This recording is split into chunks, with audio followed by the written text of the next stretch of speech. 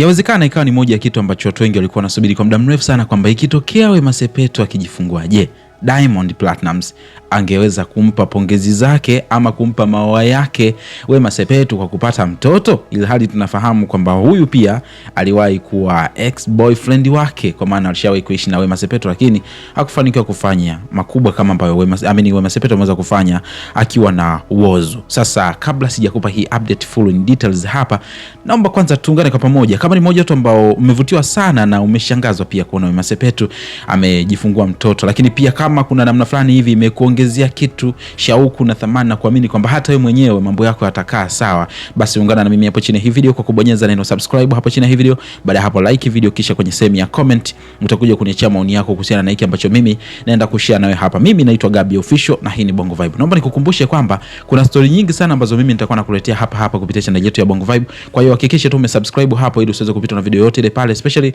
kuhusiana na master wako wote ambao unawakubali. Lakini pia usisite kutembelea channel yetu mara kwa mara hapa YouTube. Ukija hapa YouTube pale juu hakikisha una search Bongo Vibe, alafu unaangalia ni kitu gani kipi ambacho tumekuwekea hapa, and then utakuwa unaendelea kuenjoy zaidi. Sasa kama ambavyo tunafahamu, the good news and trending story right now ni story ya Wema Sepetu kuweza kujifungua mtoto. And guess what? Amejifungua mtoto wa kiume, as we know kwamba ilikuwa ni shauku yake ya muda mrefu sana, and of course hatimaye the long wait is over, na Whozu anaingia kwenye rekodi ya wanaume wa taifa ambao wamemweza Wema, mwanamke ambaye ametembea na wanaume wengi sana, master wengi sana, lakini wameshindwa kumpa kila ambacho alikuwa anakihitaji, starting from Diamond Platnumz, master wengine huko nyuma, Idris Sultan, master wengi sana walipita na Wema Sepetu, kina Charles Baba pamoja na wengine kutoka nje ya nchi, lakini hakuna aliyefanikiwa kumpa Wema Sepetu ujauzito. Lakini finally katika wakati ambao hakuna aliyekuwa anategemea yoyote, Wema Sepetu anakuja kupata ujauzito akiwa kwenye mahusiano na Whozu. Sasa Whozu sasa hivi ameingia kwenye listi ya kidume cha taifa.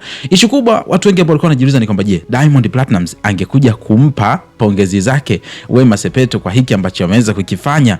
That was the main point ya hii video, and of course huko mtandaoni kumechafuka. Nimekuta sehemu watu wamepost video, picha ya Diamond Platnumz, alafu akasema, je, mna hakika kwamba Diamond atampa Wema Sepetu maua yake? Lakini kwa upande wangu mimi siamini kabisa kwamba Diamond anaweza akaacha kumpa Wema Sepetu hongera zake, kwa sababu kama utakuwa ulifuatilia vizuri maongezi yao huko nyuma, interview tofauti walisema kwamba hawakuachana kwa ubaya, so ilikuwa tu ni kwamba no way, kila mmoja itabidi move on. Kwa hiyo hakuna mwenye chuki juu ya mwenzie, japokuwa changamoto ndogo ndogo zipo, lakini sina uhakika kwamba Diamond anaweza akawa acha bila kumpa Wema Sepetu pongezi zake, kwa sababu hawana ugomvi. Lakini kwa upande wako tuambie, watu wengi wanasema kwamba Diamond hatompa Wema Sepetu maua yake. Wewe kwa upande wako unaonaje? Ni kweli Diamond Platnumz atakuja kumpa hongera zake Wema Sepetu kwamba bwana congratulations, anaona kabisa kwamba Whozu ndio kidume ambacho kimekuja kumshinda hadi yeye kumzalisha Wema Sepetu, au unadhani kwamba atakaa kimya tu?